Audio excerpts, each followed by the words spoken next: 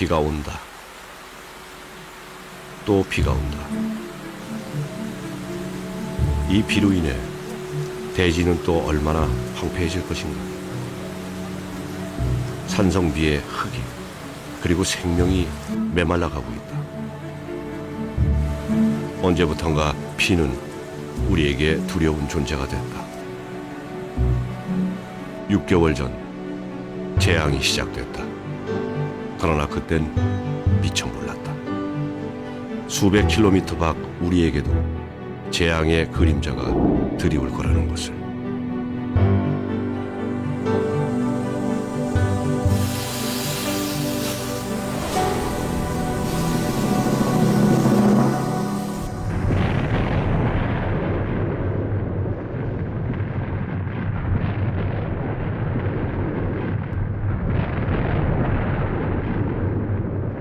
거대한 굉음과 함께 얼어붙은 천지를 뚫고 불기둥이 치솟았다.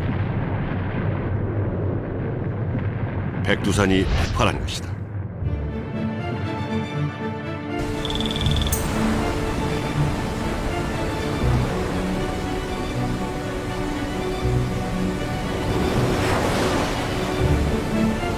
천지에 갇혀있던 물이 터져나오면서 순식간에 함경도를 휩쓸어 버렸다. 적게는 수메타에서 많게는 수십 메타에 이르는 그 퇴적물들이 쌓일 걸로 예상이. 폭발 하루 만에 화산재가 서울 상공을 뒤덮었다. 해도 사라졌다. 화산재만이 눈발처럼 흩날리고 있을 뿐이다. 화산재가 태양빛을 차단해 낮에도 칠흑 같은 어둠이 계속되고 있는 것이다. 반경 수백 킬로미터에 주는 정말 낮이 사라지고, 인명피해라든지 농작물이라든지 그런 피해는 막대할 걸로. 호흡기 질환, 건강에도 영향을 줄 수가 있겠습니다. 며칠째 학교는 빗장을 걸어 잠갔고 서울 근교의 공장에서는 일제히 기계가 멈춰섰으며 공항도 항만도 그 기능을 상실했다. 반도체, 그다음에 정밀도를 요하는 그러한 산업에서는 상당히 큰 문제가 있으리라고. 그렇게 두 달이 흘렀다. 봄이 오지 않은 4월. 우리는 아직도 겨울 한복판에 있다. 추위와 산성비에 초목은 잎을 피우지 못한 채 말라간다.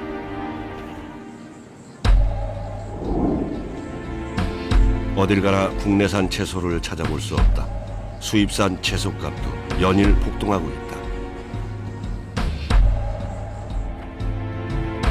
연구기관에서는 폭발과 함께 뿜어져 나온 화산재와 유해가스가 태양의 복사량을 차단했다고 발표했다. 그로 인해 지구의 기온이 2도 이상 감소했다고 한다.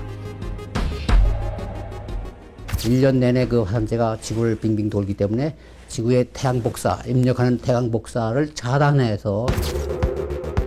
지금까지의 얘기는 가상 시나리오입니다. 하지만 전혀 근거 없는 얘기는 아닙니다.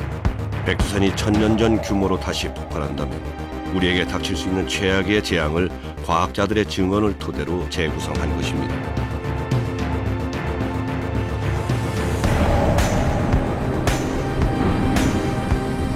천년 전 과연 백두산에서는 무슨 일이 일어났던 것일까요? 지난 6월 중국인들에게는 장백산이라 불리는 그곳 백두산을 찾았습니다. 무성하게 우거진 수풀과 짙은 녹음으로 단장한 나무들이 방문객을 반깁니다.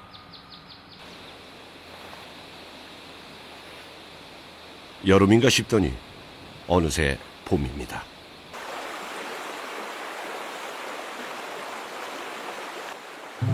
여린 새싹들이 수줍게 얼굴을 내밀고 있습니다. 산 정상을 향해 걸음을 내디딜수록 시간은 거꾸로 흐릅니다. 장백 폭포를 넘자 동장군이 기승을 부리는 겨울과 마주합니다. 백두산의 유월엔 3개의 계절이 공존하고 있습니다. 예로부터 우리 조상들은 백두산을 단군 신화의 무대로 한민족의 발상지로 여겨왔습니다. 민족의 영산이라 불릴 만큼 신비로운 경관을 지닌 백두산. 그 수려한 자태는 화산 활동이 낳은 산물입니다. 지금 백두산 화산체를 보시면은 굉장히 큰 화산입니다. 근데 주변을 이렇게 봉우리를 보시면은 용암류들이 현재 천지 내부로 방향이 되어 있는 것이 아니고 바깥쪽으로 되어 있습니다. 그래서 그 용암류들이 흐르는 방향을 추정해 볼 때 굉장히 큰 화산체였는데 현재는 그 화산체는 보이지 않습니다. 천년 전 백두산 대폭발과 함께 산 정상부의 봉우리가 3분의 1가량 사라졌을 것이라고 지질학자들은 추정하고 있습니다. 최소한 1000m 이상은 올라가지 않을까. 상당 부분이 날아가고 또 함몰됐죠. 이 세인트 헬렌스 화산 같은 경우에 보면은 엄청나게 큰 봉우리가 한순간에 날아갔습니다. 그걸로 봐서 아마 백두산도 분출 말기에는 엄청나게 큰 폭발과 함께 주봉이 날아가고 또 함몰되어서 이런 큰 천지가 형성된 것으로 생각됩니다. 그때 폭발로 생겨난 것이 천지입니다. 둘레만도 13.1km, 면적은 9.82 평방킬로미터에 달합니다. 천지는 세계에서 가장 큰 칼데라 중 하나입니다.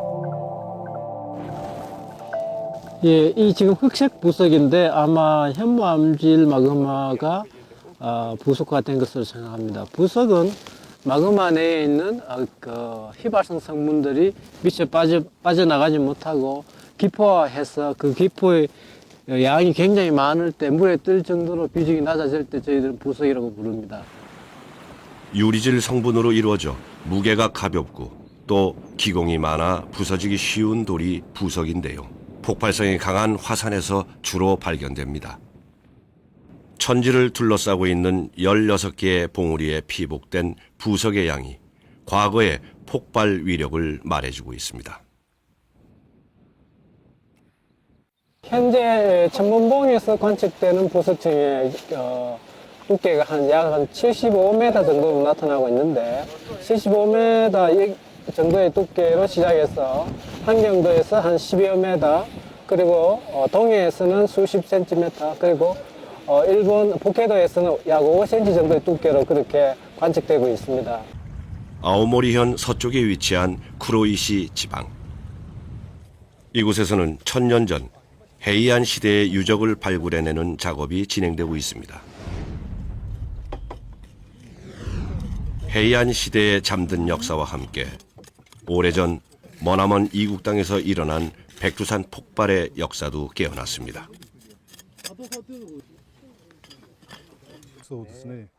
다니구치 교수는 10여 년 전부터 백두산을 주목해온 일본의 지질학자입니다. これですね。はい。こういったようなこのスポット状にあるやつ、これが白頭山の火山灰ですね。ちょっと黄色っぽいやつですね。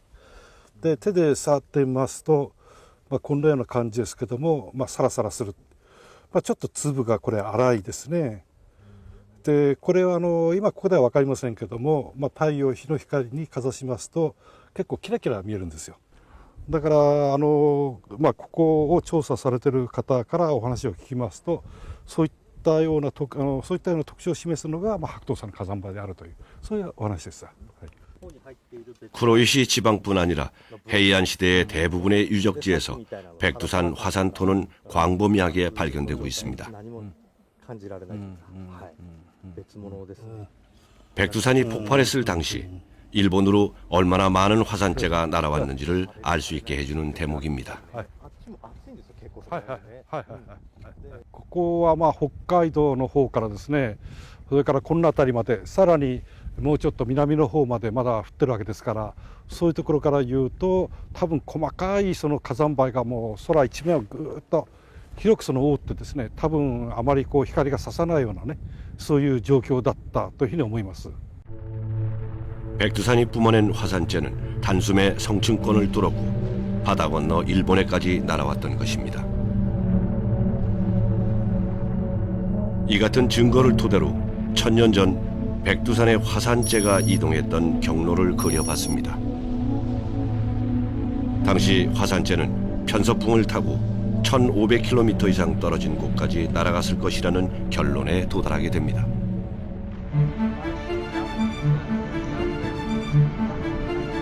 지난해 4월 유럽의 항공대란을 야기시켰던 에이아프 얄라요쿨 화산. 화산 폭발이 유럽에게 안겨준 경제적 손실은 13억 5천만 달러에 달합니다.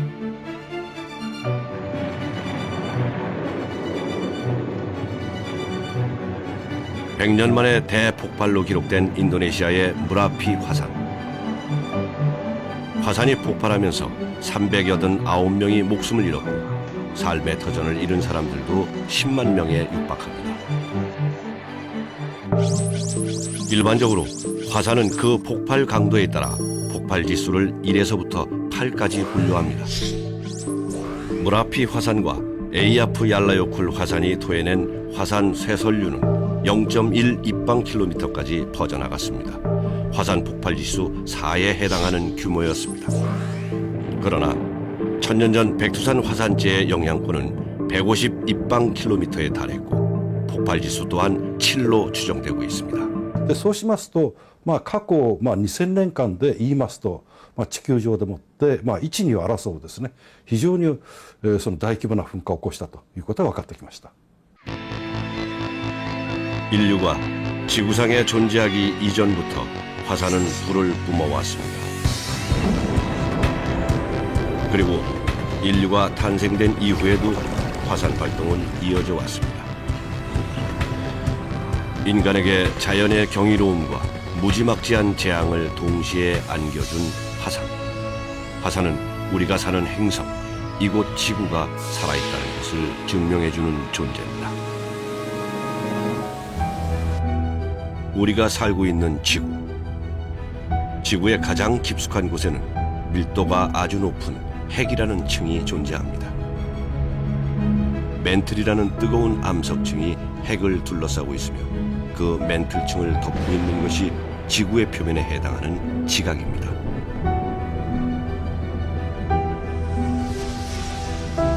지구의 외피에 해당하는 지각은 10여 개의 판으로 이루어져 있는데요. 그 판은 인간이 거의 느끼지 못할 정도의 느린 속도로 매년 몇 센티미터씩 천천히 이동하고 있습니다. 지구에서 활동해온 화산의 95%가 그 판의 경계에 위치해 있습니다. 이유가 뭘까요? 두 개의 판이 움직이면서 충돌하게 되면 밀도가 큰 해양판이 또 다른 판 아래로 밀려 들어가게 됩니다. 해양판이 해구를 통하여 멘틀 속으로 침강하게 되면 온도와 압력이 증가하게 되고 해양 지각으로부터 물이 방출되면서 상부의 멘틀 암석이 녹아 마그마가 생성됩니다. 충분한 양의 마그마가 축적이 되면 지표면으로 분출하게 되는데요. 이것이 곧 화산입니다. 세계 최대의 화산국 인도네시아는 세 개의 판이 서로 부딪히는 환태평양 지진대에 속해 있습니다. 22개의 활화산이 불을 뿜어내는 캄차카 반도 역시 북아메리카 판과 태평양판의 경계에 자리 잡고 있죠. 4개의 암석권이 만나는 판의 중심에 있는 일본은 해마다 화산과 지진으로 인한 피해가 끊이질 않고 있습니다. 크고 작은 판이 밀집되어 있는 과테말라도 마찬가지입니다. 이렇듯 판의 경계에 있는 나라들은 화산과 지진으로부터 자유로울 수 없습니다. 백두산은 6번의 화산 활동을 통해 탄생된 산입니다. 1000만 년과 260만 년 전 사이 백두산이 처음 폭발했을 것으로 지질학자들은 추정하고 있습니다. 당시 한반도는 판의 내부에 속해 있었습니다. 화산 활동이 잠잠했던 시기입니다. 그런데 왜 백두산만이 끊임없이 달아오르고 있는 것일까요? 우리나라 같은 경우에는 실은 최근에 일본의 그 일본 열도 밑으로 들어가는 해양판이 들어가 가지고 밑으로 쭉 내려가는 게 아니고 약 700km 하부에서 정체되어 있으면서 열을 차단하는 그러한 효과를 내고 있다고 발표된 바가 있습니다. 이 말은 무엇인가 하면은요, 소위 멘틀 열이 다른 데로 도망가지 못하고 쌓여 있다가 결국은 어디론가 분출구를 찾아서 나오게 되는데 그게 바로 백두산이라 이렇게 생각하고 있습니다. 판의 중심이지만 화산 활동이 일어나는 곳도 있습니다. 일반적인 멘틀 물질보다 더 뜨거운 물체인 멘틀 기둥이 지표로 올라오는 곳을 열점이라고 합니다. 판의 중앙에 위치한 화산은 대개가 열점 화산입니다. 열점 화산은 일반적인 화산에 비해 폭발력이 큽니다. 응축돼 있던 마그마방의 에너지가 한꺼번에 분출되기 때문이죠. 지난 98년 중국 지질연구소에서는 백두산 아래 4개의 마그마방이 존재한다고 발표했습니다. 이 4개의 마그마방이 지난 수천 년 동안 백두산에 에너지를 공급해온 것입니다. 고려사 정종 원년의 기록을 보면 천년 전 백두산의 폭발을 연상시키는 구절이 등장합니다. 이해 하늘에 북이 울려 대사령을 내렸다. 같은 해 일본의 역사서인 흥복사 연대기에도 백두산 폭발로 추정되는 기록이 남아 있습니다. 천경 밤에 하얀 화산재가 눈과 같이 내렸다. 조선시대의 사서에도 화산 분화를 암시한 기록들은 지속적으로 등장합니다. 태종실록에는 동북면에 재가 비처럼 내리다 라고 기록되어 있고, 선조실록에는 포를 쏘는 소리가 들렸다. 현종실록에는 함경도 명천 지역에 화산재가 비처럼 내렸다는 기록이 남아 있습니다. 과거 문헌을 통해 백두산이 100~200년 간격으로 분화를 해왔음을 추정해 볼 수 있습니다. 백두산은 1000년 전에 폭발적인 대분화를 한 이후에도 100년에 한 번 정도는 소규모 내지는 중규모의 분화 사건이 있었기 때문에 백두산은 마지막 분화가 1903년에 있었다는 것이 청나라의 역사 기록에 남아있기 때문에 1903년으로부터 현재 100년이 지난 시기고, 또 1000년 전에 폭발적인 대분화를 한 것으로부터 1100년이 지난 시기이기 때문에 두 주기가 겹치는 가까운 장래에 백두산이 분화 가능성이 있다, 그렇게 평가를 하는 것입니다. 백두산은 인류 역사상 가장 큰 폭발의 역사를 지닌 화산입니다. 또한 백두산의 지질학적 특성상 과거의 재앙이 다시 한번 반복될 가능성이 다분합니다. 전 세계가 백두산을 주목할 수밖에 없는 이유입니다. 만약에 어떤 화산 활동에서 호수 자체가 붕괴된다면은 그 20억 톤의 물이 유출되면서 사면에 있던 이런 다양한 어떤 쇠설물들이 한꺼번에 흘러내리기 때문에 엄청난 양의 라하르가 발생할 수 있습니다. 재앙은 천지에서부터 시작됩니다. 천지를 채우고 있는 20억 톤의 물이 순식간에 범람하면서 백두산의 경사면을 따라 쏟아져 나올 것이라고 전문가들은 예측하고 있습니다. 문제는 백두산에 쌓여있는 화산재 퇴적물들입니다. 백두산의 퇴적물들은 손을 대면 부서질 정도로 약한 상태.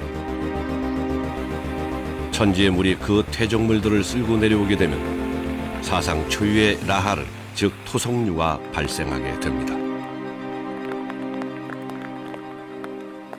백두산 같은 경우에는 거의 40~50도 경사를 가지고 있기 때문에 그 40~50도의 물이 내려온다면 시속 거의 100km에 가까운 속도로 내려오기 때문에 거의 피할 수가 없습니다.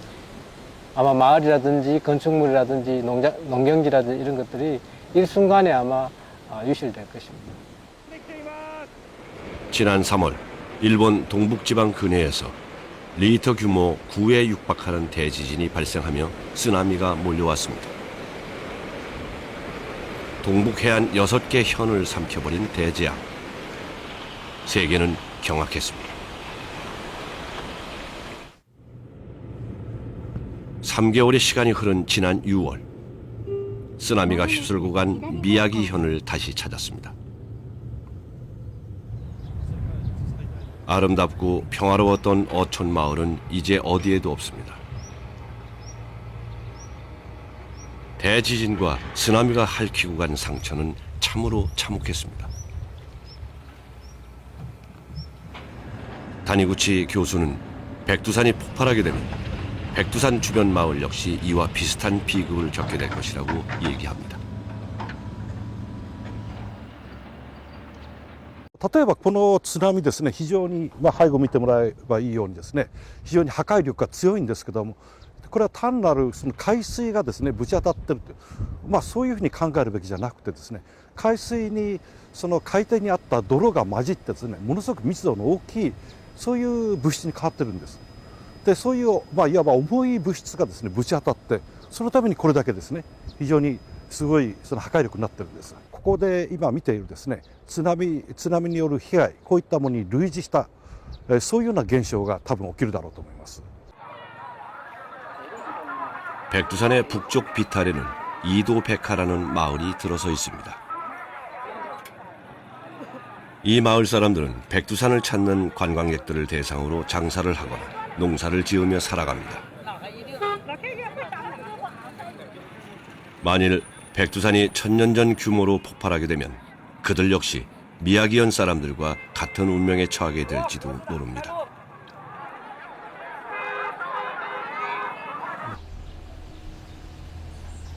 백두산의 폭발은 대기에도 영향을 미칩니다.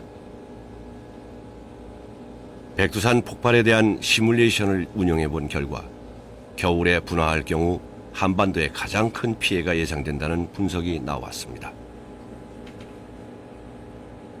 백두산이 폭발한 날, 특히 북풍 기류가 있었다면 한반도는 북에서 남까지 1000km인데 화산재의 그 이동 영향은 한반도 전역을 덮고 주택, 농산물, 도로, 도시 모든 지역에 화산재가 몇 센치, 몇 밀리미터 그 두께로 덮게 되고요. 백두산 화산재가 대기권을 뚫고 성층권에 머물게 되면 문제는 더 심각해집니다. 전 세계의 기온이 1년 내내 최고 2도까지 떨어질 수 있기 때문입니다.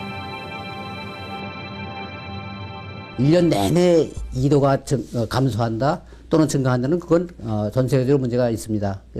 식량의 감소 또는 조류, 새, 또 물고기의 이상적인 그 이동, 또 식물, 농산물의 재배, 정산 등등의 영향도 있고 의학적으로 박테리아, 바이러스 등등의 정 또는 감소 등등까지도 영향을 크게 줄 수 있습니다. 1783년 아이슬란드 라키 화산이 폭발하면서 유럽 대륙에는 전례 없는 혹한이 몰아쳤고 오랜 기근에 시달린 시민들은 왕권의 봉기를 들게 됩니다. 1789년 프랑스 혁명이 일어난 것입니다. 인도네시아에서 탐보라 화산이 폭발했던 1815년 역시 여름이 없는 해로 기록되고 있습니다. 연평균 기온이 4도 가까이 떨어졌기 때문입니다. 백두산 천지 아래 100년이 넘도록 침묵하고 있던 마그마가 지금 세상을 뒤흔들 준비를 하고 있는 걸까요? 하지만 그건 어디까지나 가능성일 뿐입니다. 이곳은 북한과 중국의 땅. 지질학적 조사가 철저히 봉쇄된 곳입니다. 그러나 작은 실마리라도 찾아보기로 했습니다. 천지물이 대체로 70%는 강수로 들어오고 30% 정도가 지하수로 들어오고 있는데 그 지하수 유입되는 것 중에서 마그마 활동에 의해서 마그마의 기온에 물이 들어온다면은 그 마그마 기온의 흔적이 동위원수에 남아 있습니다. 마그마의 활동이 활발해지고 있다면 천지의 물에서 측정되는 수소와 산소의 동위 원소비가 일반 지표수와는 차이가 날 것이라는 게 장윤득 교수의 설명입니다. 천지의 물에 함유된 수소와 산소의 동위 원소비를 측정해봤습니다. 하지만 마그마의 활동이 활발해지고 있다는 증거를 얻을 순 없었습니다. 수소와 산소의 동위원소비가 마그마성에 가까운 그런 어떤 특징을 나타낼 것으로 저희들이 예측을 하였었는데, 실제로 분석을 해보니까 거의 지표수에 가까운 그런 특성을 보였습니다. 뿐만 아니라 지난 수년간 백두산에서 빈번히 일어나던 화산성 지진 역시 감소하고 있는 것이 추세라고 합니다. 그러나 안심할 수 없다는 것이 학계의 입장입니다. 온천의 온도랄까, 그리고 온천수에 대한 동위원소비를 지속적으로 측정을 해서 온도의 상승이라든지 아니면은 동위원소비의 변화라든지 그런 것들을 주기적으로 모니터링 한다면은 지하에 있는 마그마의 활동에 대한 지표를 저희들이 얻을 수 있을 것으로 생각됩니다. その中国の報告ではどうも十数年ぐらいの周期でしょうか。それで地震活動が活発になるというそういう可能性についてどうも言ってるようですね。だからそれを言いますと多分韓国の沖の方でもっていろいろ話題になったその2014年2015年ですか、噴火だとか爆発だとか言っていたようですけども、もしかしたらその時期に、そういう地震活動が再び活発になるということはあり得るのかもしれません。 언론을 통해 백두산 분화의 가능성이 제기되면서 숱한 논란이 이어져 왔습니다. 분명한 건 백두산은 언젠가 폭발할 수 있는 활화산이며 화산은 인간의 기억 속에 잊혀질 무렵 다시 분화한다는 사실입니다.